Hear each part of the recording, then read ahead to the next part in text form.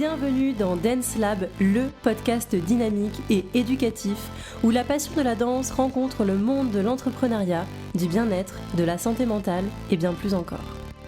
Des conseils, des histoires, des conversations captivantes avec des experts et des personnalités où recommandations et partage d'expériences enrichissent le quotidien des danseurs et pas que. Je suis Maïwenn Bramoulet, danseuse professionnelle aux multicasquettes, passionnée de danse depuis toute petite, ayant pour objectif de lever les voiles sur les fantasmes et les clichés du métier. En vous partageant toutes les facettes, les difficultés, les richesses et les challenges que ce métier comporte. Si cet épisode t'a plu, n'hésite pas à le partager autour de toi, à me laisser une note et un commentaire sur Spotify ou Apple Podcast. Et si tu souhaites participer au podcast, écris-moi.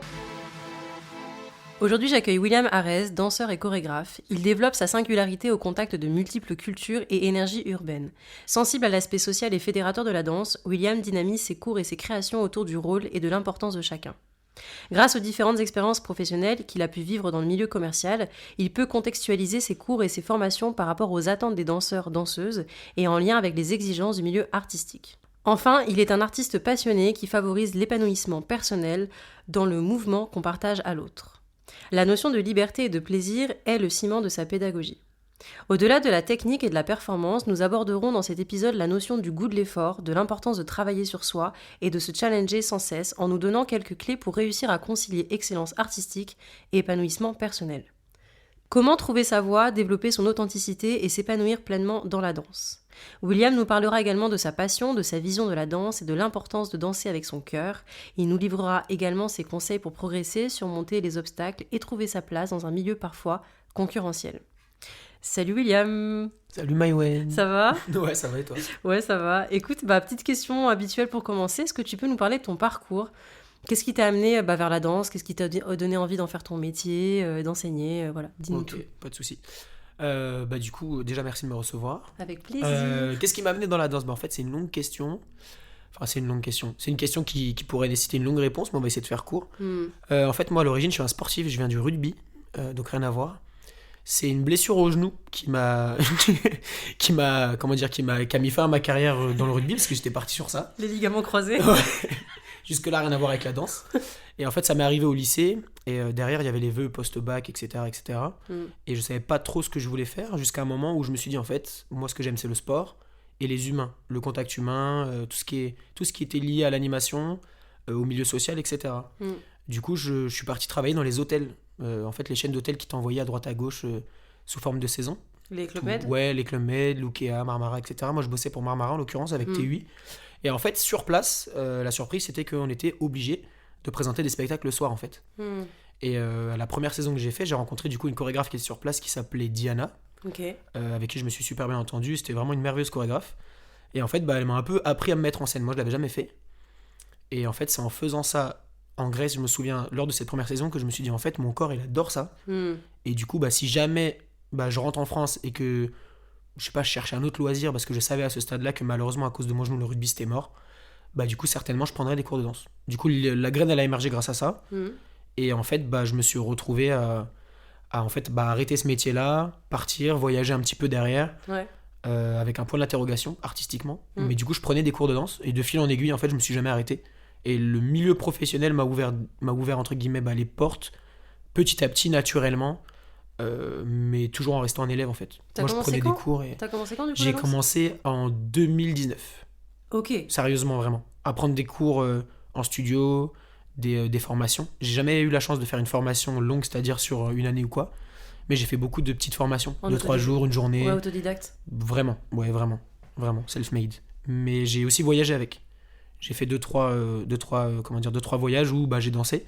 Ça m'a connecté à différentes choses, mais j'ai très très tôt commencé à créer, faire mes petites chorégraphies. Au début, c'était pas ouf, mais moi j'y croyais. On commence tous quelque part. Ouais, et en fait, après, de fil en aiguille, y a des choses qui ont marché, d'autres qui ont moins marché. Et en fait, le fait d'avoir pris mon temps, entre guillemets, même s'il y a des trucs qui ont été rapides, parfois même trop, je suis arrivé dans l'univers naturellement, comme je venais de l'animation, je suis arrivé dans l'univers des cours. Ouais. C'est ce qui m'a été proposé même en premier. À certains moments, c'était même un peu tôt. Mais ça m'a été proposé parce que déjà, comme je venais de l'animation, j'avais le contact avec le public qui était quand même facile. Et du coup, c'est à travers ça que en fait j'ai été visible et que derrière j'ai pu aller me présenter dans le cadre des auditions, sur certains jobs, etc.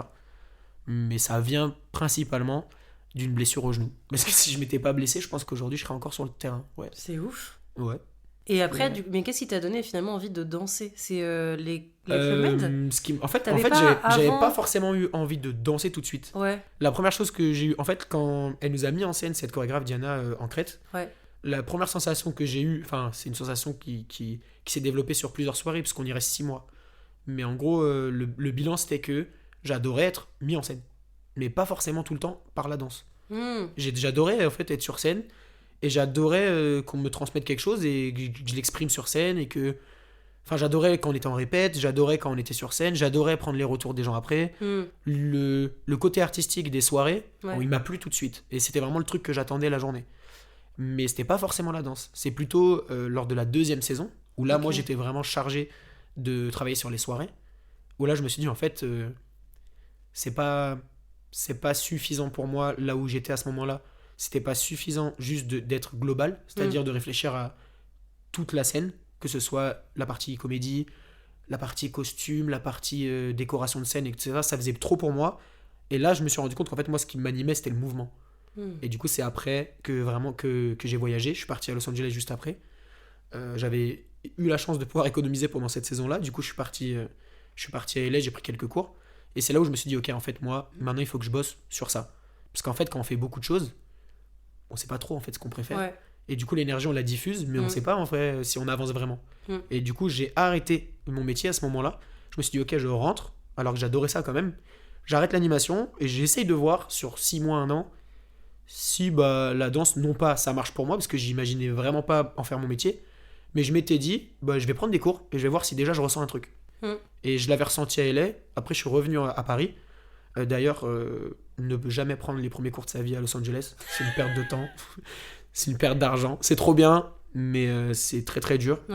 Gifle sur gifle pendant 4 semaines, ça fait mal quand même. Mais après, quand je suis rentré en France, du coup, j'ai pris des cours et c'est là que j'ai vu qu'en fait, ce milieu-là m'appelait en fait. Mais ça s'est fait progressivement et naturellement, vraiment. Je pense que quand c'est fluide, c'est que c'est là où il faut aller. Ouais, je me suis pas trop posé la question en vrai. Tu vois, je me suis jamais dit, même là aujourd'hui, je sais pas s'il y a eu un moment où je me suis dit, ok, c'est maintenant. Je le ressens pas comme ça. C'est plus. J'ai pris des routes, je suis arrivé, j'ai vu des trucs. Il y a des trucs qui m'ont plu, je suis allé. Il y a des trucs qui m'ont moins plu, j'ai fait demi-tour. Mais ça s'est vraiment fait progressivement. Naturellement, ouais. Ouais, je me suis jamais retrouvé face à un mur, quoi. Je me suis toujours dit, oh, j'aime bien, j'aime bien.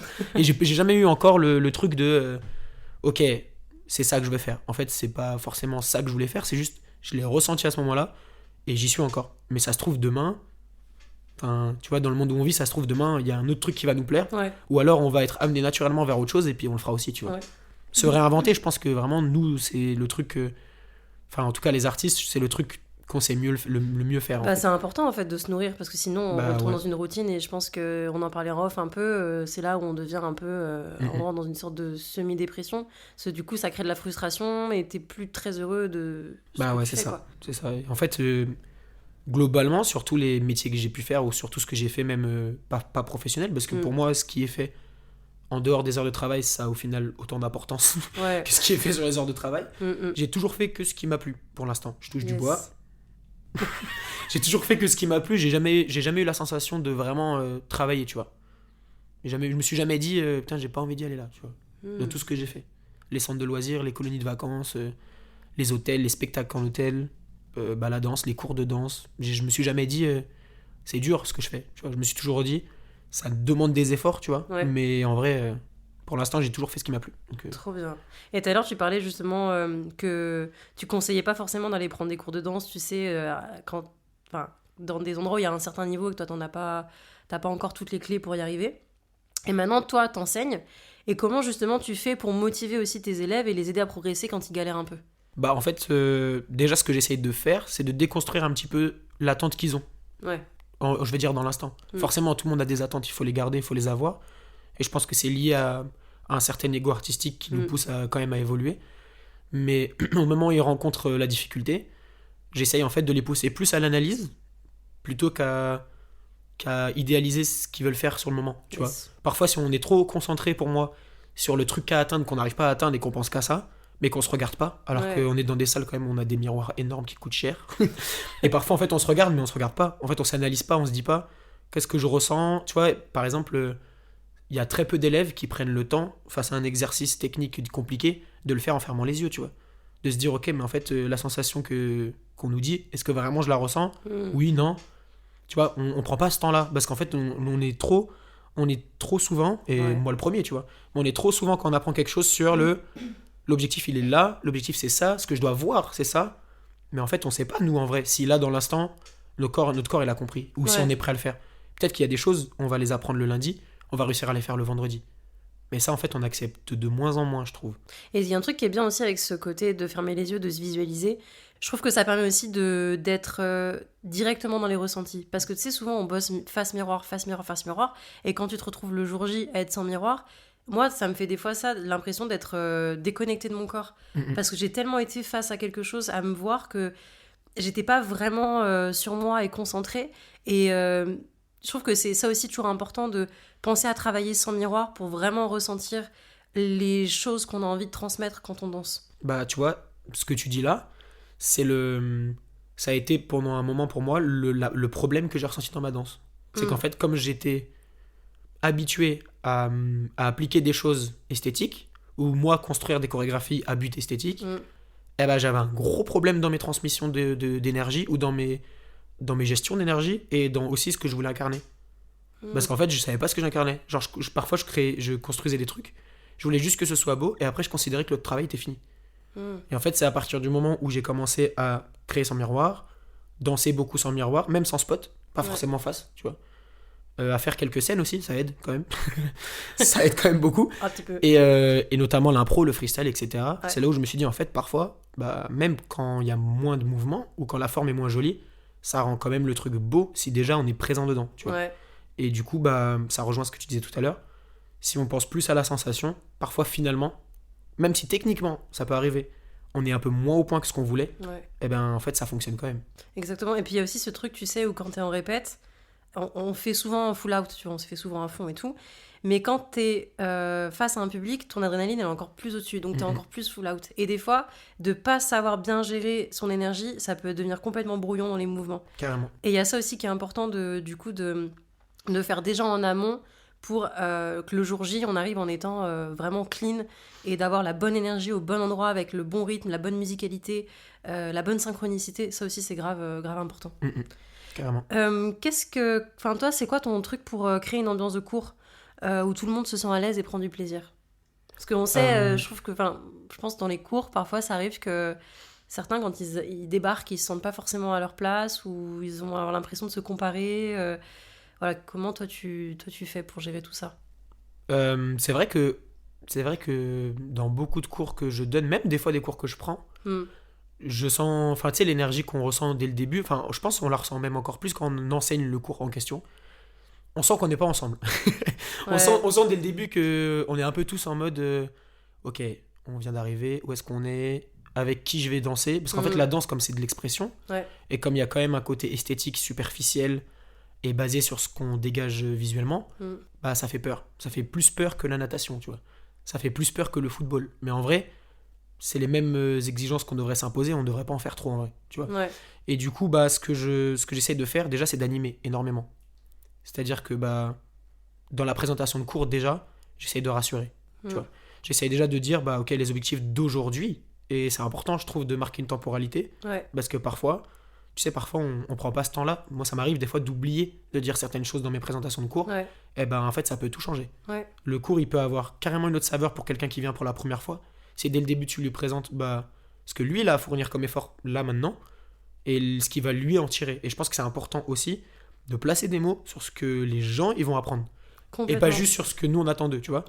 Et on est très souvent, nous finalement, en train de demander aux élèves qui viennent de fournir des efforts, de réussir à rentrer dans les formes, d'envoyer des grooves parfois qu'ils connaissent pas. En fait, on leur demande entre guillemets de rentrer dans notre monde. Mais en fait, quand on va dans le leur, bah finalement ils sont expressifs dans le nôtre. Je sais pas si tu vois ce que je veux dire. Ils sont quoi, David ? Ils sont expressifs dans le nôtre en fait. C'est-à-dire ? Si on accepte nous de de s'intéresser plus à eux, individuellement. Ouais. Tu vois, c'est ce que j'essaye de faire dans mes cours, c'est-à-dire que déjà leur donner un regard, connaître quelques prénoms, voir que s'ils reviennent, bah tu les as pas oubliés. Aller les corriger. Prendre le temps, après le cours, de rester 5-10 minutes, répondre à quelques questions, répondre à un DM, tu vois. En fait, c'est des petits gestes, finalement, qui n'ont pas de lien avec la danse directement. C'est des trucs plus humains, tu vois. C'est social, même. Et en fait, si tu prends le temps de faire ça avec quelqu'un, bah, c'est une personne qui va prendre confiance dans ton cours. Et comme il va avoir la sensation que tu le connais, il va accepter. Il va accepter, en fait, de se mettre en galère, tu vois. D'être beaucoup plus vulnérable parce qu'il se sentira dans une safe place. En fait, il va se dire, en fait, bah, c'est pas grave, parce qu'en fait, si j'ai pas compris, je sais que j'ai 5 minutes après le cours, il l'a déjà fait. Peut-être qu'il va accepter de répondre à mes questions. Donc, viens, j'y vais. Et même s'il y a un mur, bah, de toute façon, il va m'aider. Tu vois. Et c'est ça que parfois, bah, si on oublie de présenter le cours ou si on fait pas gaffe, tu sais, parfois avec la fatigue, on fait pas gaffe. Il y a des cours qu'on donne, parfois ils sont meilleurs que d'autres. Il y a des cours qu'on donne, parfois, bah, la qualité du cours, elle change pas. Mais c'est juste nous, on est un peu moins, on observe un peu moins, tu vois. Mais si on reste toujours dans ce truc de, on est là pour eux, et qu'on les regarde vraiment, et qu'on les écoute, et qu'on essaye, même si parfois 1h30 ça passe vite, de vraiment répondre à tout le monde. Eux, ils le voient, ils le sentent, et comme tu disais tout à l'heure, ils le disent même eux-mêmes, ils sont dans une safe place, et du coup, bah, ils s'expriment facilement. Et quand les gens, ils s'expriment facilement, qu'ils se mettent en galère facilement, et quand tu arrives au stade où tu vois que les élèves, ils aiment la difficulté, tu peux tout faire, en fait. Complètement. Et puis, tu as des élèves, des personnes, quand ils viennent prendre des cours de danse, je l'ai déjà dit dans un autre épisode, tout le monde n'a pas les mêmes objectifs. Parce que tu as des personnes qui vont venir pour se réapproprier leur corps et qui ont perdu toute confiance pour des raisons perso, etc. Et tu en as d'autres qui viennent pour des raisons un peu plus compétitives parce qu'ils sont déjà ancrés dans la danse. Et c'est important aussi de savoir et de comprendre aussi, de se dire, ah ok, cette personne-là, elle a du mal à lâcher quelque chose parce qu'il y a quelque chose de plus profond. Alors, on n'est pas des psys, je juste quand même tiens à dire que... Mais on peut, je pense, avec ce côté humain, essayer de comprendre aussi ce pourquoi chacun vient en tout cas prendre... c'était pas français. Ce pourquoi chacun vient prendre un cours et justement les aider à se surpasser dans ce sens-là. Et comment, toi, justement, quand un danseur, une personne, un élève, te dit qu'il se sent bloqué, quel conseil tu lui donnerais ? Bah, en fait, ça va dépendre déjà de la nature du blocage. Ça va dépendre de, en fait, à quel moment est-ce que la personne me dit ça, tu vois. Si jamais on fait du global, du général, déjà la première chose, c'est d'être capable de comprendre pourquoi ça bloque. Tu vois, par exemple, s'il s'agit d'un bloc technique qu'on fait dans les 20 premières minutes de cours, ça bloque, c'est quoi qui bloque ? Tu vois, c'est important, nous, qu'on pose la question, ou en tout cas que la personne se pose la question. À quel moment ? C'est quoi ? Prendre le temps d'aller à côté de la personne et le faire, tu vois. Et du coup, nous, on peut analyser aussi pourquoi. Mais le conseil que je donne toujours, c'est, en fait, un cours, et là, c'est important, encore une fois, marquer une temporalité, tu vas voir, je le répète beaucoup. Le cours, il n'est pas fait pour qu'à la fin du cours, tout ce que le prof il a appris lui en 10 ans, 5 ans, 4 ans, ça dépend des profs, bah tu le comprennes. C'est pas fait pour ça, en fait.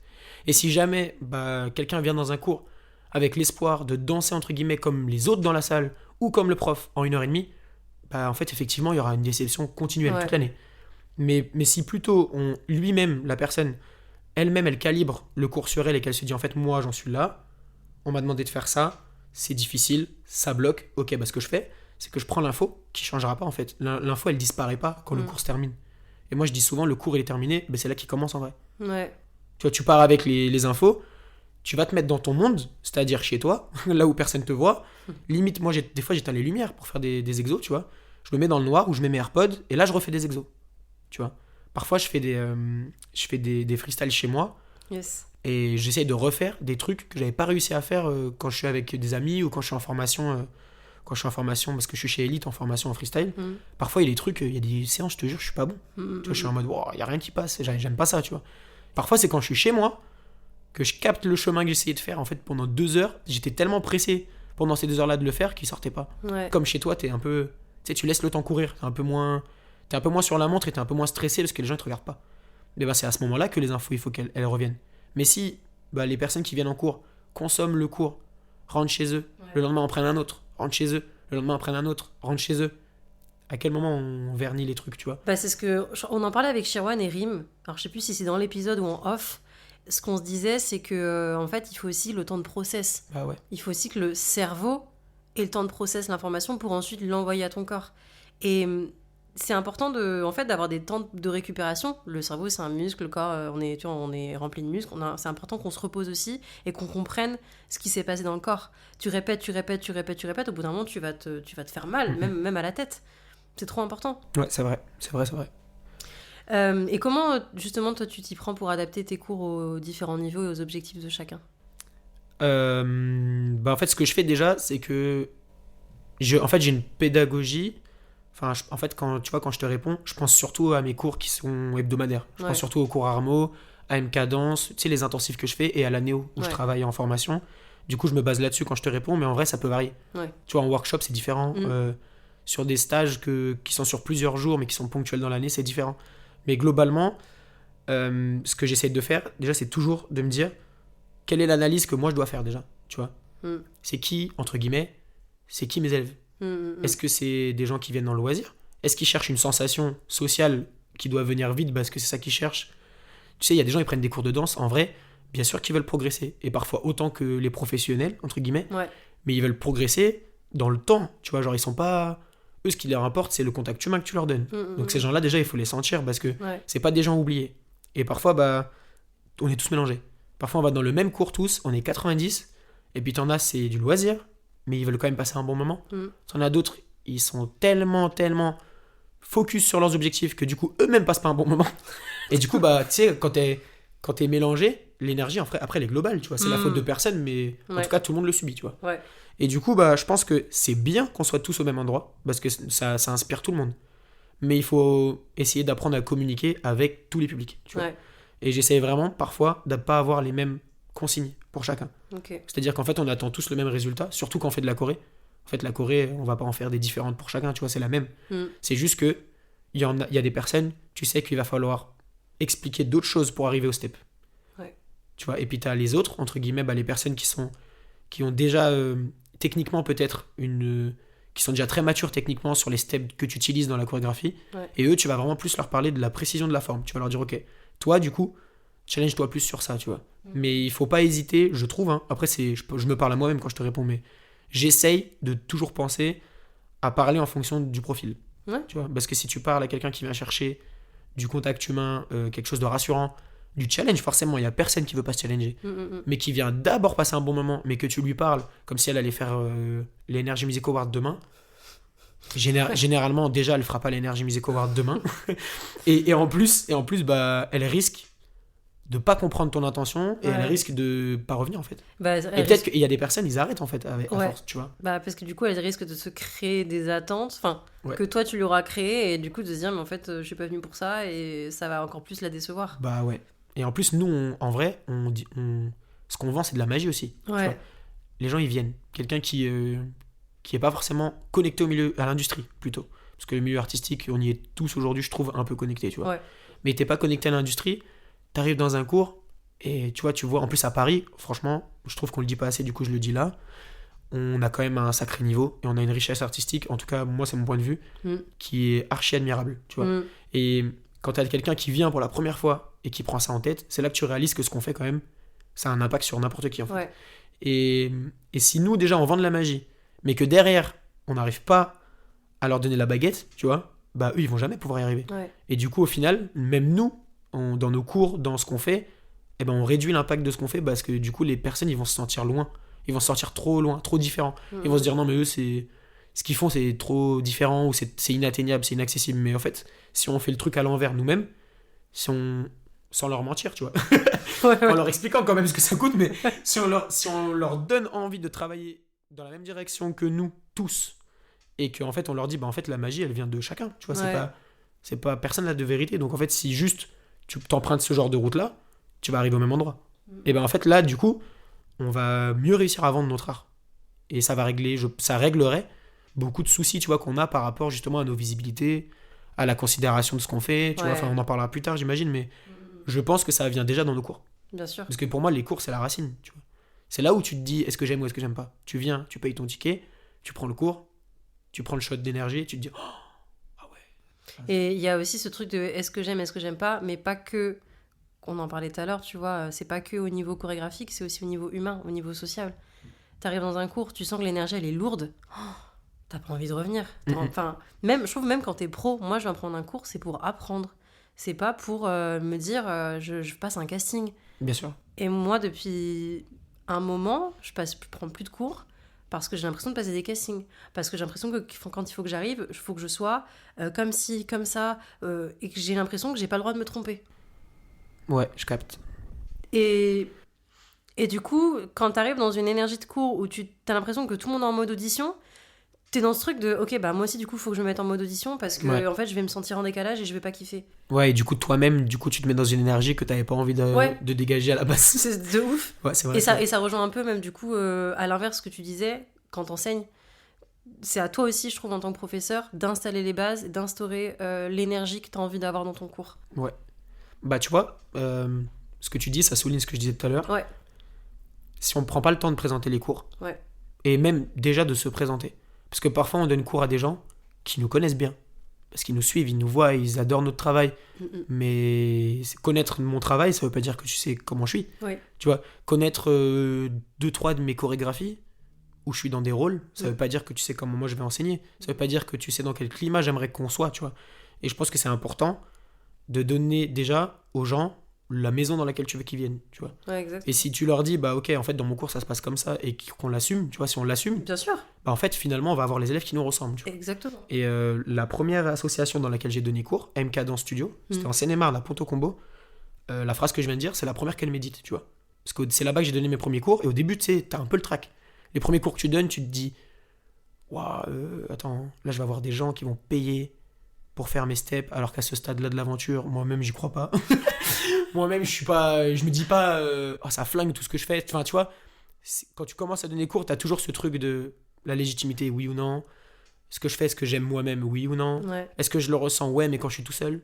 Est-ce que tu vois, t'as plein de questionnements. Et en fait, un jour, j'avais une conversation avec Monica, la directrice, tu vois, et je lui disais, ouais, mais en fait, moi, j'ai toujours peur que les gens, ils aiment pas.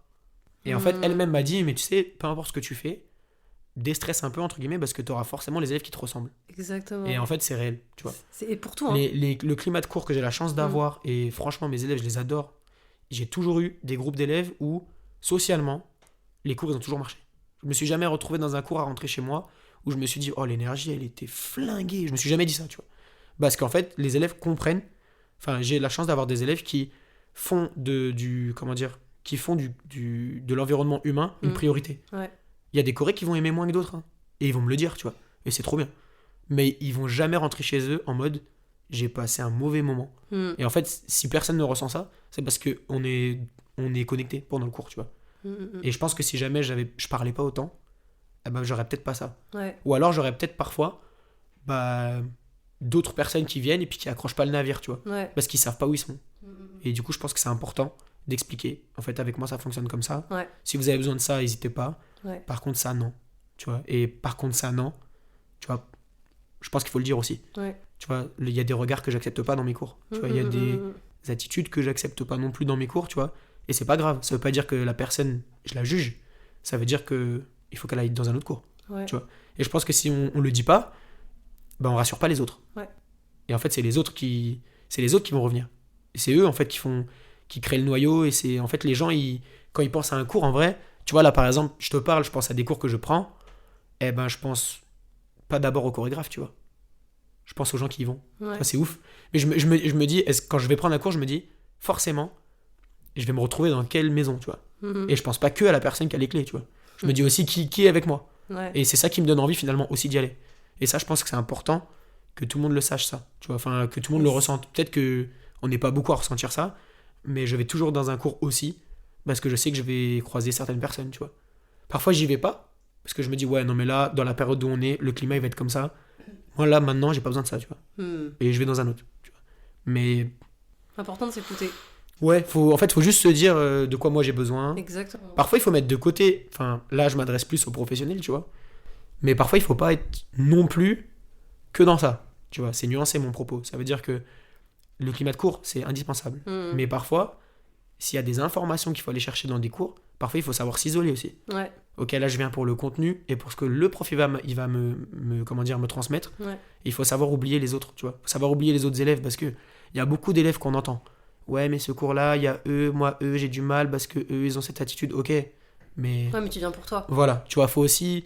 Et parfois les attitudes que tu dénonces, bah c'est juste un ressenti que tu as eu une fois. Tu vois, va discuter avec les gens et après tu verras, tu vois. Ouais. Mais je pense que si on est d'abord connecté à ce que nous on cherche, on va réussir quand même à faire abstraction pendant 1h30. Ouais, puis il y a ce qu'on perçoit, ce qu'on se dit, ce qui se passe dans notre tête, ce qui est réel. Il y a des mondes entre tout c'est ça. ça. Et comme on est beaucoup, t'as vu, maintenant on est une centaine dans un cours. Du coup, bah, je pense que c'est des questions à se poser, ouais. Mais tu vois, comme on dit souvent, genre, si t'écoutes trop les questions que tu te poses, au final, tu vas dans aucun cours. Exactement. Tu vois, tu restes chez toi, tu freestyles un peu dans ton salon, t'es dans ton 20 mètres carrés, tu n'utilises pas vraiment tout ton potentiel. Non, et du coup, bah, je pense qu'il faut quand même oser y aller. Tu vois. Bah en fait, c'est encore une fois savoir où est-ce que tu places le curseur, tu vois. C'est des fois, oui, tu vas avoir envie d'aller prendre plutôt un cours chill, donc t'as pas envie d'être dans une énergie d'audition, un peu comme je disais, et t'as des fois où t'as envie de te challenger, t'as envie de te mettre un coup de pied au cul, et donc du coup t'y vas parce que tu sais que voilà, là tu t'es vraiment dans ce mindset-là de je vais me challenger, ouais, je vais avoir l'impression de passer une audition, mais du coup, je sais pourquoi j'y vais. Voilà, parfois on en a besoin, tu sais. Exactement. Enfin, moi je sais qu'il y a plein de cours où je me dis, en fait là j'y vais pas pour rigoler, tu vois. Ouais. Je pense par exemple à Delphine, tu vois, je la cite, tu vois. Je vais dans son cours quand je peux, tu vois, parce que je me dis, en fait, elle blague pas. Ouais. Tu vois, elle est adorable humainement, Bien sûr. mais dans son cours, elle fait exprès vraiment de placer comme focus ce que tu as besoin de t'entendre. Exactement. Et elle fait le tri dans ce qu'elle dit, tu vois. Et moi, c'est ça qui me plaît beaucoup. C'est parce qu'en fait, je me dis, pour nous, professionnels, tu vois, qui avons besoin parfois de préciser nos mouvements, et ben en fait, t'arrives et en 1h30, elle t'a balancé des infos, mais à gogo. Exactement. Et tu dis, genre, tu rentres chez toi, c'est clair en fait. Tu reviens au round 2, c'est clair. Tu vois, et ça, c'est aussi un type de cours dont on a besoin. Exactement. Donc c'est pour ça, comme tu disais tout à l'heure, le curseur, il faut le placer. Ouais. Est-ce que tu veux t'amuser ? Est-ce que tu veux pouvoir performer ? Est-ce que tu veux performer en t'amusant ? Ça existe aussi, tu vois. Bien sûr. Est-ce que tu veux progresser en prenant du plaisir ? Bien sûr que ça existe aussi, mais ça doit venir de toi. Il faut pas attendre que les profs ils te rassurent tout le temps, tu vois. Non, c'est pour ça qu'il faut... Surtout quand t'es professionnel. Voilà, c'est pour ça que, tu vois, comme on disait tout à l'heure, ça dépend du profil. Ouais. Ça dépend de comment tu t'adresses au profil que t'as. Ça dépend comment toi tu le considères et comment tu te places dans le cours. Dans le cours, on est 100, mais toi, t'as la place dans le groupe. Quelle place tu prends ? Ouais. Et du coup, quel mindset tu vas attacher à ton cours, tu vois. Et c'est tout ça qui, parfois, c'est un gros point d'interrogation dans la tête des gens. Et t'as des élèves, comme je te disais tout à l'heure, qui vont venir 1 fois, 2 fois, 3. Après, ils arrêtent. Ils viennent plus. Ils savent pas trop, en fait. Ils ont leur place, ils n'ont pas leur place. Il faut leur donner leur place, tu vois. Et une fois qu'ils l'ont, par contre, c'est à eux de se dire, bah voilà, j'y suis. Je prends mon temps, tu vois, mais j'y suis. Et chaque mouvement que je fais, je le fais vraiment, tu vois. Yes. Et quelles sont les exigences pour toi dans le milieu artistique ? Bah déjà, vaste question. Déjà, les exigences du milieu artistique, je pense pas pouvoir répondre... Enfin, je pense pas pouvoir parler au nom du milieu artistique, tu vois. Non, bien sûr, mais toi, ce que tu as pu ressentir, percevoir, tu vois, sur des jobs, même dans les cours, tu vois. Ouais, bah déjà... Le milieu artistique, forcément, il impose un certain mindset qui est particulier et un mindset qui fait de nous des gens un peu différents quand même. Ouais. Enfin, quand je dis un peu différent, c'est sociétal, tu vois, c'est pas un bien ou pas bien et c'est pas du tout un jugement.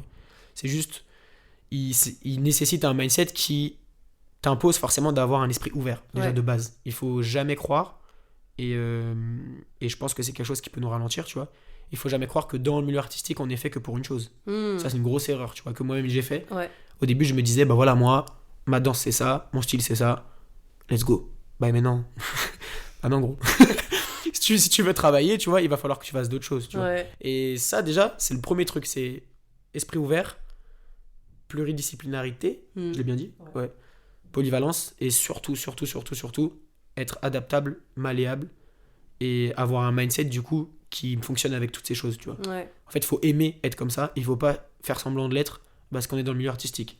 Et déjà, ce que je viens de dire là, ça pose le décor déjà mentalement, tu vois. Le milieu artistique, avant de parler de compétences, d'exigences qu'ont les autres, déjà, comment nous on est, tu vois. Et comment nous on rentre dans le milieu artistique, parce que le milieu artistique, c'est toutes ces choses-là, mais en fait, on va les vivre intensément. Ouais. Donc, il faut déjà se dire que il faut être prêt mentalement, tu vois. Parce qu'il va falloir être tout le temps convaincant, tout le temps beau, tout le temps incarner des personnages. Parfois, c'est les opposés, tu vois. Ouais. Le lundi, tu vas avoir un rôle, le mardi, c'est l'opposé. Être des super bons techniciens. On nous demande de faire un mouvement, on discute pas, il faut qu'on sache le faire. De ouf, le bras, donc, il est là, il est là, il est pas là. Ça demande une rigueur à l'année, en fait. Tu vois, on parlait des cours juste avant, ça demande une rigueur à l'année, et du coup, on n'a pas le temps de perdre du temps à est-ce que je devrais aller dans le cours, est-ce que je vais m'y sentir bien ? Ouais, c'est important, mais il y a ça derrière pour les professionnels qui nous courent après, tu vois. Et du coup, en fait, les exigences du milieu artistique, pour moi, c'est déjà, tous ces critères-là, tu vois, sans parler des produits. Ça veut dire sans parler vraiment des créations, du décor dans lequel on va aller, en fait.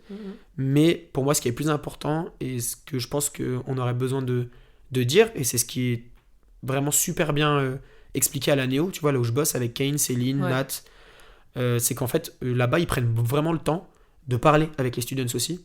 Et ils parlent aussi de l'attitude. Ouais. Et tu vois, ça, c'est quelque chose, moi, avant même, tu vois, je suis arrivé à la Néo en tant que formateur et j'ai entendu des trucs que déjà en tant que professionnel, moi, quand j'étais un élève, et je le suis encore, tu vois, mais quand j'étais pas pro, j'avais jamais entendu. Tu vois ce que je veux dire? Ouais. Et en fait, je trouve que c'est bien de parler aussi de l'attitude, de la posture et de comment est-ce que tu te considères en tant qu'artiste. Parce que ça, pour moi, c'est quelque chose qui pose problème. Tu vois, je vais m'expliquer. C'est que pour moi, les artistes, c'est pas des gens à part, en fait. C'est des humains, c'est des citoyens, et c'est un métier. Donc en fait, on réclame tout le temps, nous les artistes, qu'on nous considère comme des métiers à part entière. On veut que les gens pensent que c'est un métier, mais parfois on se comporte comme des stars. Tu vois. C'est-à-dire qu'en fait, on veut que les gens nous considèrent de la même manière qu'eux sont considérés dans les droits du travail, dans la rémunération, dans les vacances, dans les cachets, les congés payés, etc. On veut la même chose. Mais par contre, nous, parfois, on peut avoir des attitudes où, ah bah non, mais nous, on est des stars, tu vois. Donc on peut arriver en retard. Donc on peut ne pas venir. Donc on peut communiquer parfois bizarrement. On peut se regarder comme ça. Bah non, tu vois. Et ça, pour moi, ça fait partie, en fait, des exigences du milieu artistique. Mais pour moi, je pense que c'est même plus important. Bah oui, bien sûr. Que de savoir bien danser et d'avoir une bonne technique. Bah en fait, tu vois, c'est ce que j'allais dire là en poursuivant, c'est qu'en fait, le milieu artistique, les exigences, les premières exigences qu'ils vont avoir, même si c'est jamais celles qu'ils vont présenter dans les auditions, ou même si c'est jamais ce qu'ils vont dire eux-mêmes, tu vois, là je parle des prods, je parle des entreprises pour lesquelles on va bosser, même les artistes, au final, ce qui fera toujours la différence, c'est comment est-ce qu'on se sent au travail avec quelqu'un. Tu vois, quelqu'un qui est hyper talentueux, qui est super, entre guillemets, fort. Mais par contre, humainement, il n'y a aucune connexion. Il ne considère pas les autres. Il n'est pas à l'heure. Il s'investit pas. Même si une fois sur scène, tu peux le laisser, il fait le taf. Je te garantis que tous les exemples que j'ai vécus, à chaque fois, ça a posé problème quand même, tu vois. Bien sûr. Bien que ce soit des bonnes personnes, bien que ce soit des personnes qui travaillent beaucoup à l'extérieur, bien que ce soit des personnes très talentueuses. En fait, moi, les personnes qui m'inspirent le plus, c'est des personnes qui sont d'abord des humains. Ça veut dire que déjà, même quand tu les croises au travail, même si on va danser, la première question qu'elles se posent déjà, c'est est-ce que tu vas bien? Ouais. Tu vois, ça doit pas changer. C'est pas parce qu'on est des artistes que ça veut dire que on doit pas avoir le même regard qu'on aurait si on travaillait ailleurs. Tu vois. Enfin, le contact humain, il est super important. Tu vois, on en parle depuis tout à l'heure. Et pour moi, sur un job, c'est la priorité. Tu vois. Ce qui va me donner envie, moi, de monter une équipe pour faire un show, c'est d'abord la fiabilité des gens. Tu vois. Et du coup, pour moi, c'est l'exigence première. Tu vois, la fiabilité. Que ce soit sur le plan émotionnel, sur le plan social, sur la communication, sur la rigueur, la ponctualité, tu vois, ça englobe plein de trucs, tu vois. Mais pour moi, les exigences du milieu artistique, au final, c'est les mêmes que dans n'importe quel métier. Sauf qu'on le dit pas. On préfère dire que c'est avoir une bonne technique, être expert expressif, être polyvalent. Mais bien sûr, on est d'accord. Mais il n'y a pas que ça, tu vois. Il n'y a pas que ça. De toute façon, demain, quand tu travailles avec quelqu'un qui n'est pas du milieu artistique, ton talent, il sait pourquoi il t'embauche. Mais si t'arrives que tu fais la gueule et tout, il va se dire, mais attends, j'ai pris qui pour travailler avec moi? Voilà. Et tu vois, ça paraît bête, mais on le dit souvent, mais effectivement c'est vrai, et c'est pour ça qu'on le dit, on n'est pas tout seul, tu vois. Regarde la preuve, tu fais la moindre audition à Paris, ton numéro, il commence au 381, 382, ça veut dire que il y en a 380 avant, tu vois. Donc on est nombreux. Donc en fait, si tu veux toujours être le meilleur, mais que t'as pas, que du coup tu dégrades l'attitude que tu aimerais avoir, même le jour où t'es le meilleur, tu peux ne pas booker, tu vois. Non, mais c'est vrai. Et en vrai, c'est dommage, tu vois, parce que tu vas te torturer la tête physiquement, tu vas entre guillemets, tu vas te mener la vie dure. Et au final, tu vas atteindre peut-être un niveau que tu veux et on va te considérer comme tu voudrais, mais est-ce que ça veut dire que tu vas travailler, tu vois. Et du coup, qu'est-ce que tu veux? Est-ce que tu veux être un professionnel ou est-ce que tu veux être le meilleur? Tu vois, socialement et psychologiquement, là, on part dans autre chose, tu vois. Mais je pense que c'est important de confronter ces idées-là, tu vois. Sans porter de jugement, mais c'est important d'en parler, tu vois. Complètement. Est-ce que vraiment, l'attitude que j'ai là, je pense que c'est celle qui va m'assurer du travail à long terme, tu vois. Moi, j'aimerais bien rajouter l'humilité aussi. Bien sûr. Enfin, tu vois, ça va avec. Ça va avec. Je pense que ça met généralement, même le point final. Généralement, ça va avec, tu vois. Est-ce que toi, t'as eu des défis ou t'as encore des peurs qui te trottent dans la tête? Tu sais, on a tous... tu sais, quand on se voit en tant que pro, on se dit, ouais, c'est bon, on gère, on est confiant sur scène, etc. Mais au fond de nous, on sait que dans notre tête, ça tourne, ça tourne. C'est pas vrai, les gars. Du coup, ta question, c'est est-ce que j'ai des défis? Non, est-ce que t'as eu des défis à relever, tu vois? Et est-ce que t'as encore des peurs qui te trottent dans la tête encore aujourd'hui? Liés à ces défis ou ouais, ou pas? Ok. Est-ce que j'ai des défis encore à relever? Ouais, plein. Franchement, ouais, plein. Il y a un certain nombre de choses que j'aimerais être capable de faire. Mais tu vois, je réfléchis souvent à long terme. En fait, je suis pas trop dans les défis que j'ai. Moi, je les sais, tu vois, mais je les raconte pas trop. Juste, je suis plus dans... Si là, je te parlais des défis, je te parlerais plus de mon training, mon process de training. Je te parlerai pas des échéances vers lesquelles je veux que ça m'amène, en fait. Je préfère mettre toute mon attention sur ce que j'ai envie de développer dans ma danse. Ouais. Tu vois, même là, les formations que je fais et que je compte faire encore, bah pour moi, ça, c'est des défis, tu vois. C'est pas, ça n'a rien à voir avec les jobs, tu vois. Et les peurs, oh ouais, il y en a plein. Ouais, ouais. La première peur que j'ai, je pense que c'est la blessure, tu vois.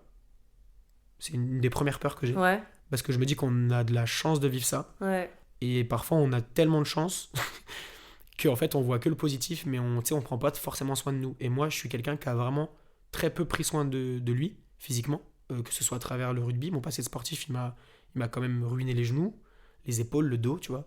Et la danse, ça arrange rien, en fait. La danse, ça m'aide pas du tout, tu vois. Du coup, je pense que ma première peur, ce serait tu vois, de me lever un matin et d'aller prendre un cours et d'un seul coup, une blessure et hop, on me dit 11 mois, tu vois. Je l'ai déjà vécu une fois. Du coup, ça me traumatise un peu. Enfin, ça me fait peur, tu vois. Ouais. Ce serait ma première peur, tu vois. Après, il y en a d'autres, tu vois. Ça change avec le contexte. Et je pense que nos peurs, change. elles évoluent aussi en fonction de notre avancée dans notre carrière. Ouais. La peur de, forcément, de plus rien avoir à dire. Ouais. Je crois que ça, c'est le numéro 1. La peur de plus être créatif du tout. Tu sais, te poser devant le miroir et te dire, bah là... Ouais, mais je pense qu'à partir écouter de ce moment-là, une musique et... ça veut dire que la flamme, elle s'éteint. Ouais, et ça me fait peur. Et ça, c'est dur. Ça, c'est dur, ouais. Ah, tu vois, ça et la blessure, en vrai, c'est les deux trucs... Ouais. Surtout qu'on fait des métiers passion. Ouais. Donc, quand tu sais que t'as plus la passion... Ouais. Après, il reste quoi ? Il reste le travail, quoi. Ouais, mais on fait pas ces métiers-là pour se dire je vais y aller juste pour travailler. Bah, moi, je pense que ça marche pas. Non. Ça marche pas, en fait. Si on voit les choses comme ça, il y a un moment... En fait, il y aura toujours quelqu'un qui va envoyer une énergie avec de la passion, justement, qui va envoyer une énergie plus convaincante. Donc, en fait, au final, si on est que sur le travail, on risque, encore une fois, finalement, de pas travailler, tu vois. Exactement. Et du coup, tu prends pas de plaisir. Enfin, tu vois, moi, je pense que si jamais ça m'arrivait, je pense que je ferais autre chose. Et justement... Si jamais je sentais que vraiment, j'avais plus du tout envie de danser ou de créer, ou en tout cas de travailler dans la chorégraphie et dans la danse, tu vois. Je pense que du coup, je chercherais autre chose. Et je pense que c'est justement mature aussi de se dire que, ok, là, j'ai plus rien à donner, j'ai fait mon temps, je laisse ma place quelque part et je pars vers autre chose. Ouais. Mais ça fait peur. Ça fait peur, hein. Tu vois, là, t'es dessus. Là. Ouais, je sais. Là, t'es vraiment dessus, là. Ça fait peur, ouais. Ouais, ça fait peur, ouais. Et justement, comment continuer à prendre du plaisir en danse quand on se sent un peu perdu, quand on sent qu'on stagne, quand on sent qu'on réussit pas ses auditions? Toi, qu'est-ce que tu dirais? Déjà, la réponse que je vais donner, c'est pas une solution que je vais donner. Parce que ça, c'est inévitable. On le ressent forcément, tous. Donc, il n'y a pas de... En gros, je pense qu'il y a personne qui peut apporter une réponse à ta question en mode « Pensez comme ça et vous le ressentirez pas ». C'est pas possible, tu vois. Non, on est tous différents. Je pense que c'est obligé. Après, déjà, il y a une nuance sur... comment dire ? Sur le métier de danseur que je veux placer. Enfin, c'est même pas que sur le métier, c'est sur le danseur. C'est déjà... Qui a dit qu'être un bon danseur, c'est un danseur qui travaille déjà ? Tu vois, ça, c'est important. Parce que je connais des danseurs dont c'est pas le métier qui dansent mieux que moi, en vrai. Tu vois, je connais des danseuses qui veulent pas du tout travailler dans le milieu de la danse, qui font carrément autre chose, je te jure, ils font des métiers. Si je te montrais comment elles dansent et que je t'expliquais leur métier, tu dirais « Ah ouais ». Mais en fait, c'est des superbes danseuses, mais juste elles ont choisi de faire autre chose. Et en fait, leur art, il a pas changé. Elles continuent de créer des chorés. Certaines donnent cours aussi, tu vois. Ou certains donnent cours aussi. Et ils sont quand même, heureux, en fait, de vivre de leur art. Et ils vivent de leur art. Donc déjà, je pense qu'il faut mentalement se dire, c'est pas parce que je travaille pas que je suis pas un danseur. Ou en tout cas, si je considère que je suis un danseur seulement quand je travaille, t'es pas dans le bon truc. Moi, je pense qu'il va y avoir des limites, tu vois. À la première déception, tu dérailles. Enfin, c'est vraiment mon point de vue, tu vois. Mais si jamais vraiment la base solide de nous en tant que danseurs, c'est nous-mêmes. Moi, je suis un danseur. J'ai besoin de travailler, je tente. J'ai pas eu ce job. Ça change pas ma danse. Ça change pas. Il n'y a pas de marche arrière, tu vois. Ça change pas ta valeur. Voilà, ça change pas la valeur de ce que moi j'ai envie de faire, tu vois. Parce qu'il y a des nuances aussi à apporter dans le fait que parfois, quand tu passes une audition, tu peux être un très bon danseur, mais tu peux ne pas du tout correspondre. C'est ça. C'est pas le métier pour lequel tu vas postuler si tu es un danseur professionnel ou si tu veux l'être qui détermine à quel point ta danse a de la valeur. Je pense que ta danse aura de la valeur si toi tu considères qu'elle en a une, tu vois. Et je pense que si on considère que la priorité, c'est ce qu'on développe nous dans nos mouvements, peu importe où on va se présenter, même si on va pas forcément toujours être pris, on sera jamais malheureux de pas être pris, parce qu'on va se dire ça change pas ma danse en fait. En fait, pour moi la destination c'est notre danse. Enfin ça après tu vois, je le dis facilement, mais en vrai je l'ai pas compris tout de suite ça, tu vois. Mais je pense que à partir du moment où moi je me suis dit en fait, c'est d'abord ma danse, comment moi je me sens, comment j'ai envie d'apprendre, qu'est-ce que j'ai envie d'apprendre, et c'est d'abord ça, et avec tout ça, je vais à une audition, tu vois. Et en fait, je vais à une audition parce que j'ai envie que ça devienne mon métier, mais je vais pas à une audition parce que j'ai envie de danser. Tu vois ce que je veux dire ? Ouais. C'est pas parce que tu vas me mettre dans un job même prestigieux que je vais rentrer chez moi et que je vais me dire oh, aujourd'hui je suis un danseur professionnel. Bah non. Oui, c'est un statut. J'ai gagné de l'argent parce que j'ai dansé et je suis hyper reconnaissant de vivre tout ce que j'ai vécu professionnellement. Mais les jours où je suis dans une salle face à un miroir et que je suis pas payé et que je dois créer quelque chose, je considère que là aussi je suis un danseur professionnel. Tu vois ce que je veux dire ? Mais de toute façon, je pense qu'être danseur professionnel, ça rejoint tout ce qu'on disait, tous les critères, entre guillemets, tu vois, d'arriver à l'heure, être professionnel, c'est ça. C'est ça. Et tu vois, pour rebondir sur ta question, les moments où on stagne, ils sont inévitables. Donc en fait, c'est dans les moments où on stagne et où parfois bah, on se prend 3, 4, 5, 6, 10 refus en audition, c'est dans ces moments-là où il faut se poser les bonnes questions en fait. Moi, je pense que c'est dans les moments où on stagne qu'on progresse. Bah ouais, c'est là où tu te dis, ok, c'est là où vraiment tu vas chercher le truc. Tu te dis, attends, il y a une raison, tu vois. Et tu te mets face à toi-même, et là, du coup, tu te reconcentres sur ta danse, et au final, on retombe sur ça. Tu vois, et c'est quand tu te présentes avec une danse confiante dans une audition que le jury, forcément, il te regarde, tu vois. Ouais. Enfin, moi, je l'ai vécu comme ça. J'ai fait des auditions où j'étais pas prêt dans ma tête, ma danse peut-être, enfin, en tout cas, pour l'audition en question, peut-être que c'était suffisant, ou c'était ce qu'ils attendaient, mais j'ai déjà eu des auditions où bah, les casteurs m'ont dit eux-mêmes, il se passait rien là. T'étais pas avec nous, du coup, on t'a pas pris. C'est dommage parce que le profil correspondait parfaitement et l'énergie que tu as dans ton corps nous plaisait. Mais en fait, on savait pas où tu étais mentalement. Tu vois, on me l'a déjà dit. Et en fait, je pense que si on m'avait pas dit ça, tu vois, je te répondrais pas de cette manière-là aujourd'hui. Donc, faut se laisser du temps aussi de comprendre. Et je pense aussi que quand tu crois pas en toi, quand tu doutes de toi, quand tu ne te sens pas légitime, et attention, hein, c'est ok, de tout ça, c'est ok d'avoir des remises en question, mais je pense que quand tu arrives avec ça en audition, ça se ressent. Ah ouais, je pense, ouais, je pense. Et tu rentres et tu t'excuses d'être là déjà, ouais, je pense que... Ça se ressent. Déjà, on danse, enfin voilà, on travaille avec notre corps. Ta posture détermine aussi ce que tu vas véhiculer. T'arrives en t'excusant, je pense que tu sais, t'as le corps naturellement qui se referme. T'arrives en t'affirmant corporellement parlant. Déjà, on se dit, ok, déjà, je pense que le regard, on a confiance, ouais. On a confiance. Ah, et du coup, on te regarde beaucoup plus, même après danser, parce qu'on se dit, ok, elle, déjà, elle est rentrée dans la salle, ou il est rentré dans la salle, il y a un truc. Bah, tu vois, la conversation, enfin, ce que tu dis là, c'est la conversation que j'ai eue ce matin à la Néo avec une classe, tu vois. Même dans le cas où on est en train d'apprendre quelque chose, ou alors on est à une audition, on est dans la partie où on apprend, peu importe l'environnement où on est, il faut quand même pouvoir se mettre dans un rôle. Il faut être mobilisable pour ça, tu vois. Et en fait, parfois, c'est se dire, ok, là, aujourd'hui, William, il va à une audition, et à partir du moment où je serai rentré dans la salle, c'est plus William, tu vois. Et c'est bien aussi parfois de pas jouer son propre rôle, tu vois. Moi, je sais que ça m'aide. Il y a des jours, je me dis, bah ok, là, c'est pas William qui va faire ça, là. Tu vois, la choré que je vais incarner, le rôle que je vais jouer, c'est pas... Je rebondis pas sur ma personnalité, mes principes, mes valeurs, mes croyances, tu vois. Je les laisse à la maison, ou je les laisse à l'entrée de la salle, et je me dis, bah là, je rentre dans le rôle qu'il cherche. Exactement. Et en fait, c'est quand j'arrive à me dire ça, bizarrement, ça fonctionne. Bien sûr. Tu vois, et ça va pas fonctionner à chaque fois. Et puis, des fois, c'est le constat que je fais, tu vois. Et puis, des fois, t'arrives en audition, la choré, c'est pas forcément ton style, mais si toi, dans ta tête, tu te dis, ok, je suis quelqu'un qui fait ce style-là depuis des années, qui va kicker la choré, en fait, ça va se ressentir parce que du coup, ton mindset va interagir sur ton corps et tu vas te donner confiance et tu vas surtout te dire que t'es capable de faire et ça va se ressentir, en fait. Même si t'as pas forcément la choré, je pense que les recruteurs, les chorégraphes, ils sont pas bêtes, ils disent ok, elle a quand même lui ou elle a la dalle et tu sens qu'il pourrait progresser en 2-2 quoi. Ouais, carrément, ouais. Quels sont les préjugés auxquels les danseurs doivent faire face selon toi?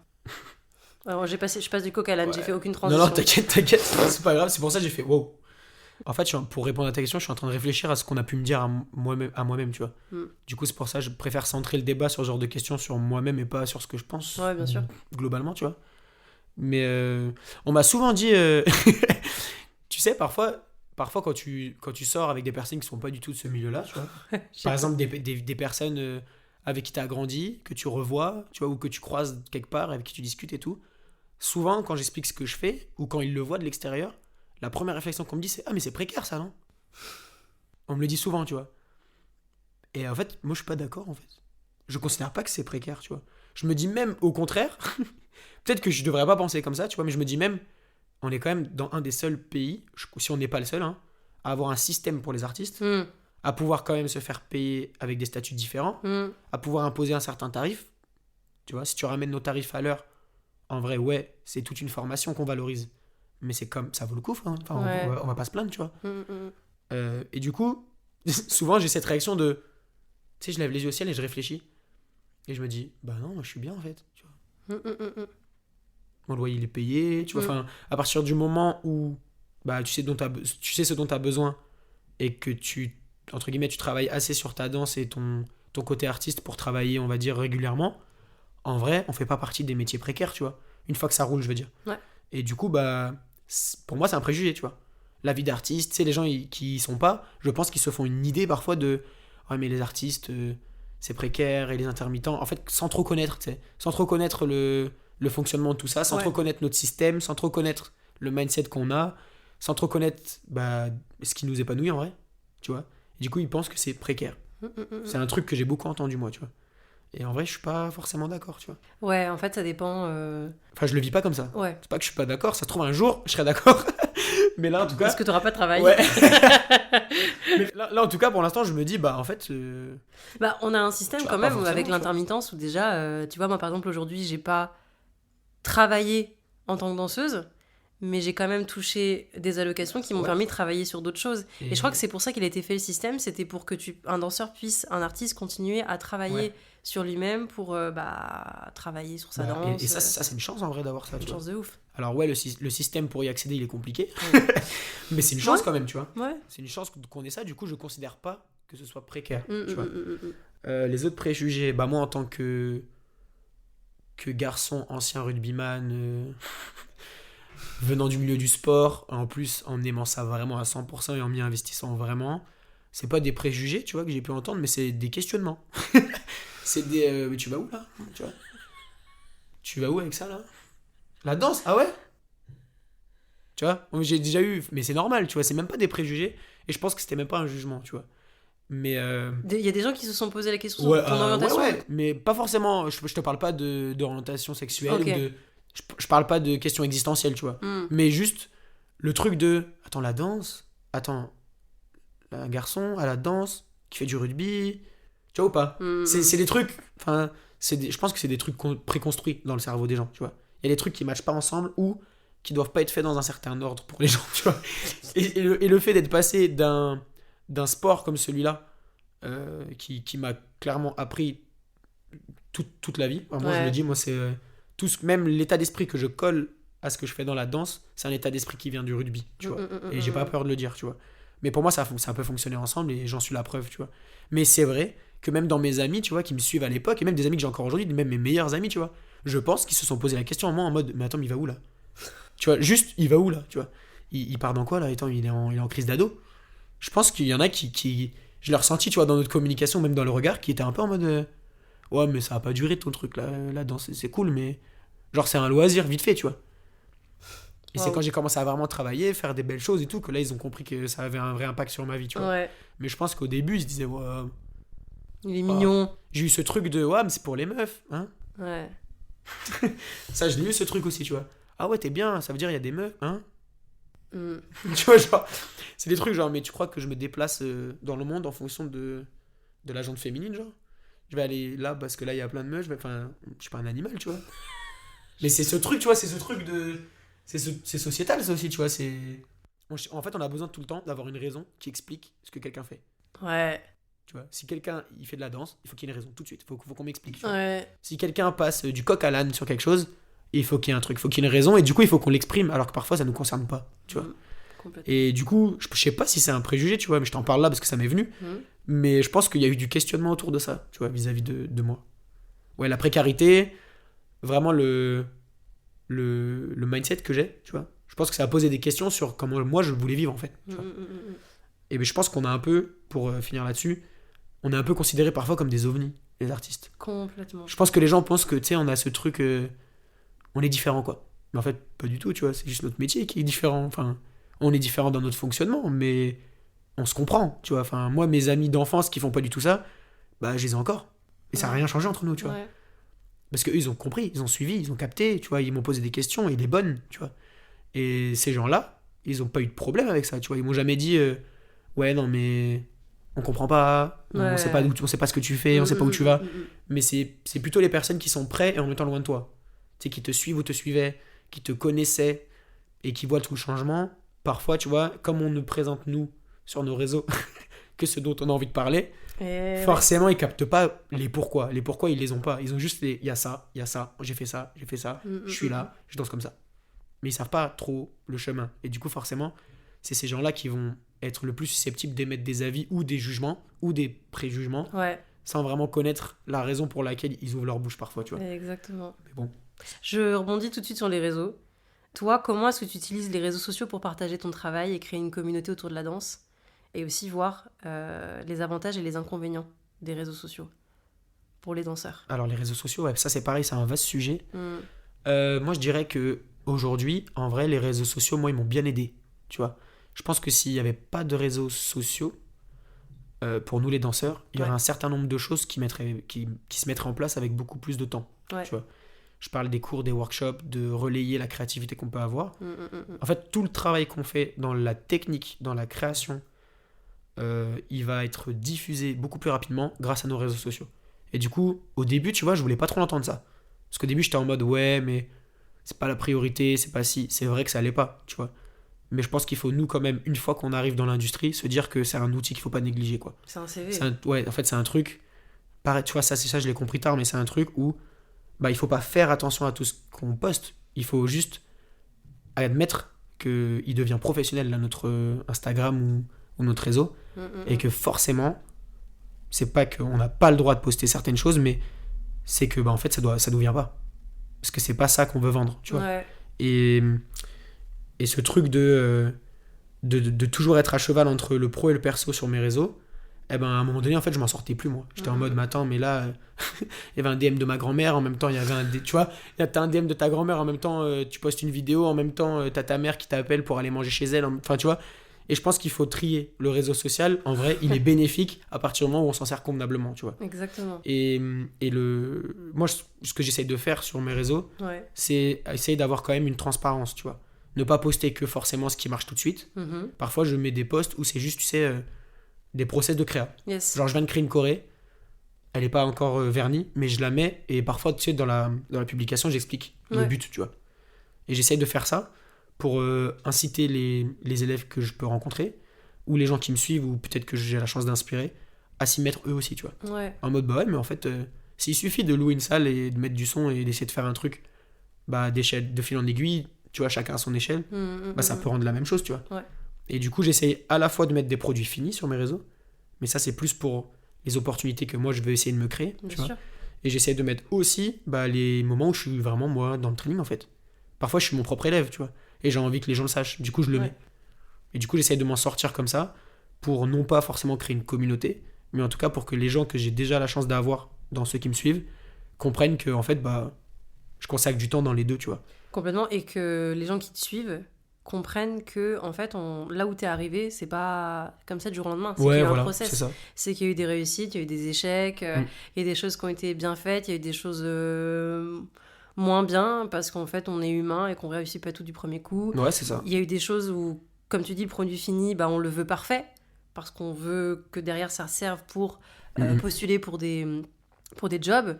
Et en même temps, faut aussi relâcher ce truc de perfection, parce qu'en fait, sinon, on s'en sort jamais. Quand on commence quelque part, on n'est pas parfait, tu vois. Il faut aussi accepter ce truc de... quand on commence, on est nul. Ouais, il y a forcément des trucs qu'on sait pas faire, tu vois. Ce que tu viens de dire, c'est le genre de phrase que je vais avoir tendance à utiliser, tu vois, dans les intensifs que je fais, par exemple, avec un public débutant. Dans le sens où, en fait, bah, là, ils sont débutants dans ce que moi je fais, tu vois. Mais je me suis retrouvé à prendre des cours très récemment, alors que je suis professionnel, tu vois.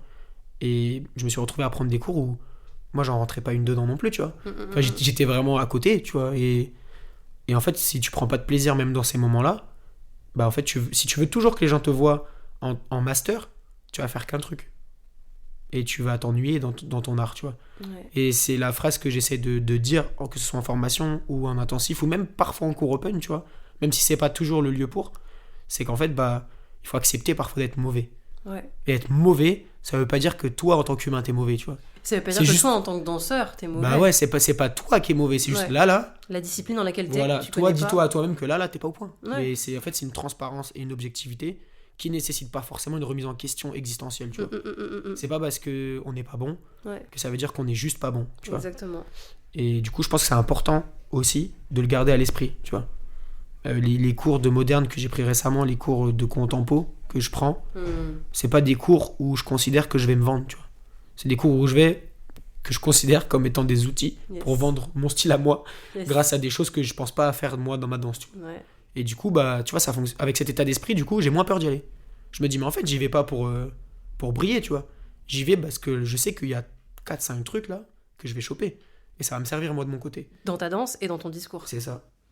Parce qu'il y a des choses qu'on entend dans des cours académiques, qu'on n'entend peut-être pas dans d'autres cours. C'est ça. Et qui, toi, vont peut-être te servir aussi à même dire à tes élèves, regardez, moi je suis professionnel, mais je continue aussi à prendre des cours dans d'autres styles, donc faites pareil. C'est super hein, d'aller, d'avoir un style, de kiffer un style, d'aimer le prof dans le cours dans lequel tu vas, mais c'est bien aussi de se challenger et de se retrouver en difficulté et de se retrouver en bas de l'échelle. Et c'est dur quand t'es danseur professionnel de mettre ton ego, de te mettre face à ton ego et de te dire je suis en galère. Ouais, c'est dur, hein. Mais en fait, je pense que c'est dur. Tu sais à quel moment je pense que ça devient dur ? C'est au moment où on est vraiment présent dans les jobs, les contrats, etc. Ouais. En fait, mais ça vient de nous, hein. Moi-même, je me suis déjà posé la question et après, je m'en suis voulu. Je me suis dit, mais t'es fou quoi de penser comme ça ? Tu vas rien faire si tu continues de penser comme ça. Mais en gros, parfois, on pense que les gens, ils attendent un truc de nous. Tu vois ? Parce que t'es un peu visible, parce que tu t'es considéré comme quelqu'un qui travaille. Tu vois, ça me pose problème déjà, rien que de le dire. Ouais. Bah, t'es plus un danseur, t'es quelqu'un qui travaille. Ouais, bref. En gros, parce que t'es considéré comme quelqu'un qui travaille régulièrement et quelqu'un à qui on fait régulièrement confiance, ça veut dire que toi, quand tu vas t'entraîner avec des gens, il faut forcément que tu sois au point tout de suite, tu vois. Mais c'est pas vrai, tu vois. Et ça c'est un problème qui peut nous atteindre mentalement. Et du coup, dans le cours, on va se dire, mais bah, nous-mêmes, on va se dire, alors que, tu vois, là, on en parle là, mais on peut très bien prendre un cours dans 2 heures ensemble, là, et tomber dans un mindset comme ça, tu vois. Donc c'est pour ça que le contexte, il est important, et le mindset avec lequel on va prendre un cours, eh ben, il faut vraiment qu'il soit sincère et assumé. Tu vois. Exactement. Comment, justement, on fait pour concilier la compétition dans le milieu artistique et le fait de se soutenir mutuellement ?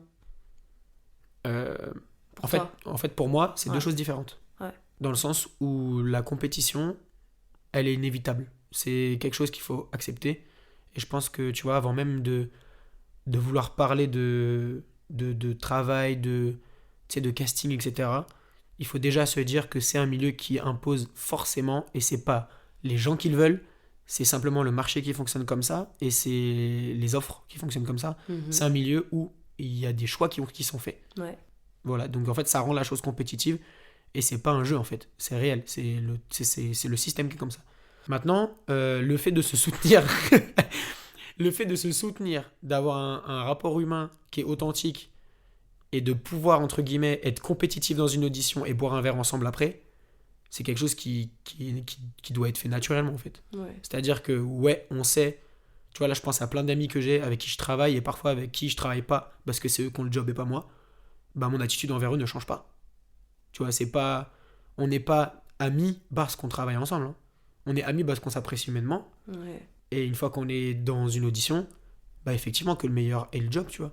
Et c'est pas que le meilleur gagne en mode je suis une mauvais ou c'est lui qui est plus fort, c'est juste c'est lui qui a eu le job. Ça s'arrête là mentalement, tu vois. Et du coup, le degré de complicité qu'on va avoir avec ces gens-là, il va pas dépendre du tout de la compétitivité qu'il va y avoir ou pas entre nous. Tu vois. Je considère que c'est 2 choses différentes. Et accepter d'être heureux aussi pour les autres. Bah ouais, en fait, tu vois, j'irais même plus loin. C'est parce que je trouve que parfois on a un problème avec ça, mais c'est reconnaître le talent des gens. Ouais. À Paris, je dis à Paris, hein, je connais pas tout le monde à Paris, hein, je le dis. C'est pas de la prétention.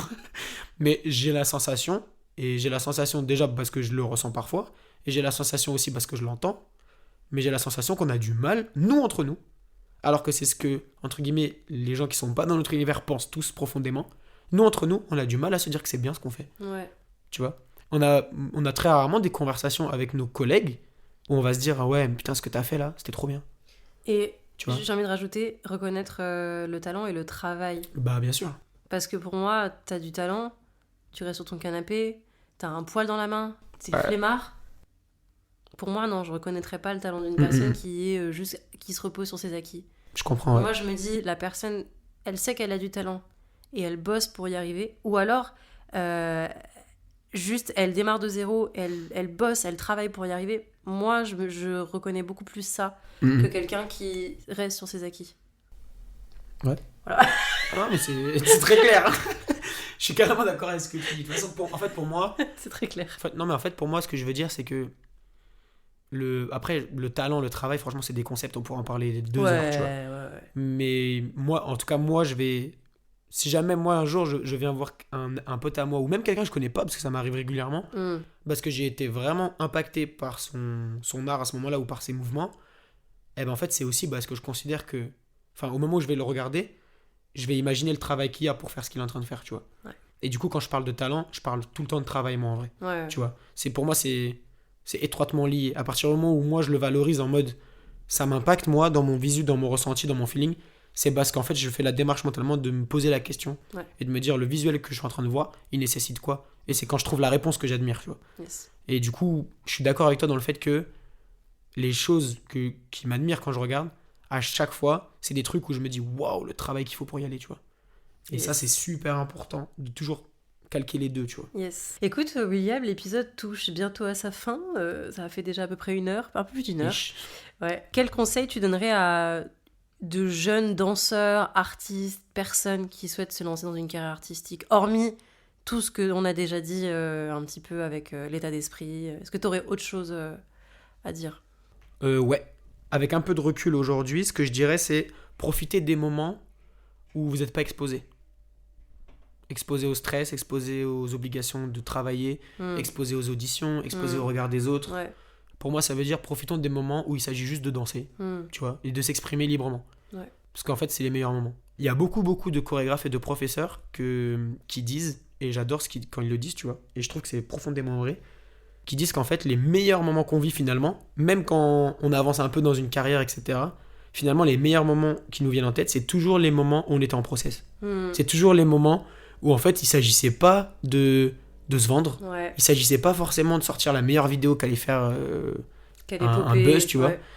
Mais en fait, les moments simples, tu sais, moi j'ai vécu des moments simples avec Kai, mon binôme dans la danse, tu vois. En mode, quand on commençait, tu vois, on était personne, on faisait pas de job, on donnait quelques cours par-ci par-là, mais on voulait juste se réaliser à ce moment-là, tu vois. Ouais. Et on se louait des salles et on y passait parfois la nuit. On restait jusqu'à 2-3 heures, juste on dansait tous les deux et on n'avait même pas de but. On se disait même pas, faut qu'on fasse une vidéo, faut qu'on filme. Ou on se disait même pas, c'est pour notre collab. Tu vois, on se disait juste, viens, on loue une salle et on va kiffer. Et parfois, on faisait des trucs, je te jure, ça ressemblait à rien, tu vois. C'était pas du tout abouti. Mais en fait, on avait passé un bon moment. Ouais. Tu vois, et je trouve que ces moments-là, aujourd'hui, quand j'y repense, je me dis, c'est ces moments-là, en fait, qui me remplissent le cœur vraiment, tu vois. Et j'ai la chance de vivre beaucoup de moments comme ça, aussi parce que je travaille, tu vois. Donc, je suis reconnaissant aussi que ce soit mon métier, parce que c'est le fait d'avoir une rigueur artistique au quotidien qui fait que je vis ces moments-là. Yes. On se réunit souvent en vrai. On se réunit souvent en mode, on va training. On va juste training, tu vois. Ouais. T'as une équipe, je sais pas moi, à Disney, j'ai rencontré plein de gens, bah, t'en fais partie. Les moments où on est à table, juste on discute, tu vois. On parle chacun de nos danses et on a le même genre de débat qu'on est en train d'avoir là. Ouais. Pour moi, c'est des moments autant importants que le moment où on est on stage, tu vois. Complètement. Et au final, je trouve que c'est ça la chose dont il faut profiter. Ouais, et puis dans ces conversations-là, on se rend compte aussi qu'on n'est pas tout seul à vivre des choses. Exact, ouais. Non, mais c'est vrai, hein. Exact. Des fois, t'as l'impression que t'es dans ton monde tout seul à dire il y a que moi qui vis ça, il y a que moi qui doute, il y a que moi qui a peur, il y a que moi qui a ces peurs-là. Et en fait, quand tu discutes avec les gens, tu te dis non. Et je trouve que ça permet de redescendre aussi et de se dire en fait, on est tous au même niveau. Ouais, je suis carrément d'accord. Est-ce que tu aurais des objectifs à court terme, à long terme? Est-ce que tu as des projets que tu voudrais réaliser, des choses que tu souhaiterais faire, des personnes avec qui tu aimerais bosser, je sais pas, voilà. pour terminer? T'es pas obligé d'en parler. Je sais que moi, j'aime pas. Moi, j'aime pas forcément exposer mes rêves. C'est exactement la question que j'allais te poser. Mais je sais pas s'il y a quelqu'un avec qui t'aimerais bosser, j'en sais rien, qui nous écoute. Ouais, en fait, il y a une multitude de personnes avec qui j'aimerais travailler, tu vois. Mais on va dire que les objectifs que je me fixe à court terme, même à long terme, tu vois, ils sont toujours, comme je te disais tout à l'heure, je crois qu'on en a un peu parlé tout à l'heure, tu vois. Ils sont centrés sur mon développement personnel dans la danse. Ils sont pas... J'ai jamais d'objectif. Je me dis jamais en janvier, en mode résolution de début d'année, cette année, je fais tel job. Ou cette année, je bosse avec un tel. Ou cette année, j'obtiens ça. Je me dis jamais ça, tu vois. Par contre, je me dis, cette année, je deviens plus comme ça. Cette année, je développe ma danse vers ça, tu vois. Cette année, je bosse, je sais pas moi, le contempo. Et en fait, bah, je pense que j'ai plus d'objectifs liés à ma danse et à ce que moi, j'ai envie de projeter que par rapport à ce que j'obtiens, tu vois. Du coup, moi, mes objectifs à court terme, c'est de devenir un bon freestyler. Tu vois, c'est vraiment le truc cette année qui m'a attrapé par le callback, j'allais dire. Ouais, un peu, ouais. C'est le truc où je me suis dit, ouais, écoute, gros, là, en audition, t'es fébrile là-dessus, va travailler, tu vois. Et je remercie Sam et Lindsay et toute l'équipe d'élite parce qu'ils sont vraiment très, très bons, pédagogiquement. Très, très bons. Et comment dire, le milieu underground, en fait, je pense que c'est un milieu dans lequel j'ai eu besoin de me connecter parce que venant de là, sans vraiment venir de là, je m'explique. Il y a le terme commercial qui est très souvent accroché à mes cours. Il y est accroché déjà parce que je ne fais pas que du hip-hop, parce que mon hip-hop n'a pas tous les codes underground. Et du coup, j'ai eu envie de me connecter à ce milieu-là, justement, parce que je me dis, empruntant un certain nombre de choses culturellement qui me font vivre aujourd'hui, à un moment donné, il faut se connecter au milieu tel qu'il est, tu vois. Et je pense que c'est important, tu vois, de t'en parler là aussi, parce que je me dis que c'est quelque chose qui me nourrit, tu vois. Et c'est bien de connaître ses faiblesses. Et non, mais c'est vrai. Et de mettre, encore une fois, je parle de l'ego, mais de mettre l'ego de côté, c'est dire, ah ouais, là-dessus, je suis pas top. C'est ça. Bah, je vais bosser. Et je pense que, tu vois, l'objectif que j'ai, du coup, c'est juste pas de réapprendre, tu vois, parce que j'ai appris mes fondations, j'ai appris, la danse que j'ai, je sais qu'il y a une certaine maturité dans ce que je propose et dans ce que je fais surtout, tu vois. Et surtout, c'est des choses que j'ai passé du temps à apprendre, donc c'est pas des choses qui me font douter, tu vois. Mais quand je parle de connexion ou de reconnexion à certaines choses dans le milieu dans lequel moi j'évolue, c'est plutôt en termes de rencontres humainement, tu vois. C'est un milieu qui est très comment dire, c'est un milieu où il faut aller chercher les infos parfois en dialoguant. Parfois c'est un milieu, tu vois, bah, par exemple Cutty le dit très bien, il fait souvent des lives là-dessus. C'est un milieu où il faut s'intéresser aux autres et c'est un milieu surtout où il faut accepter de montrer que là c'est pas toi le meilleur, tu vois. Et si tu montres que même si on te voit beaucoup sur tes réseaux, dans les cours, etc., si tu montres que t'as pas peur, tu vois, d'apprendre encore, et parfois même des choses simples, hein. Parfois on fait des trucs que je pensais savoir faire, tu vois, et en fait pas comme eux ils veulent que je le fasse, tu vois. Et si tu oses montrer que t'as envie d'apprendre, pour moi ça assoit aussi une certaine crédibilité en tant qu'apprenant, et ça impose une humilité qui est pas à remettre en question, tu vois. Et c'était un objectif que j'avais moi depuis longtemps, c'était aussi de montrer qu'en fait je fais pas que ce que je veux avec les chorés, tu vois. C'est pas juste je prends des trucs et je mixe parce que c'est ma patte. Non, je prends des trucs que je connais et même après les avoir utilisés, je continue de les apprendre. Tu vois, c'est ça en fait que je voulais initier comme état d'esprit dans ce que je fais. Du coup, c'est ça mon objectif là, à court terme. En plus de plein d'autres trucs. Mais en plus de plein d'autres trucs, mais tu connais. On est toujours très exigeant, mais en vrai, un temps pour chaque chose, tu vois. Mais je parlerai que de ça là pour l'instant. Est-ce que tu as un dernier mot avant de faire le petit jeu que t'attends depuis le début de l'émission? Mais c'est toi qui m'en as parlé, tu m'as parlé de ton jeu, tu vois. Il m'a quand même dit ah, il y a un jeu, oh trop bien, moi j'attends que ça. C'est ça que j'ai envie de faire là. Non, je rigole. Attends, le mot de la fin. Déjà, le mot de la fin, c'est merci. Non, mais c'est vrai, merci de m'avoir donné le micro parce que c'est une responsabilité quand même. Et parce que parfois on dit des choses, mais ça a quand même de l'impact, donc. Merci de me faire confiance là-dessus, ça fait super plaisir. Avec plaisir. Et le dernier petit mot que je dirais, c'est juste arrêtez de vous piétiner. C'est important pour moi de le dire à ce moment-là. Arrêtons de se piétiner les uns les autres, arrêtons de penser qu'on est les uns contre les autres. Et essayons parfois d'avoir le courage de se parler et de se dire les choses qu'on a envie de se dire, même parfois sans se connaître vraiment. Parce que c'est ce qui manque profondément dans notre milieu, enfin en tout cas dans le milieu dans lequel moi j'évolue. Je considère que c'est le nôtre parce qu'on est une équipe. Mais parfois osons aller chercher le dialogue. Et parfois on on avait des choses qu'on pensait sur des gens parce qu'on nous les avait racontées. Et quand on discute nous avec eux, on se dit putain, mais c'est pas du tout ça en fait.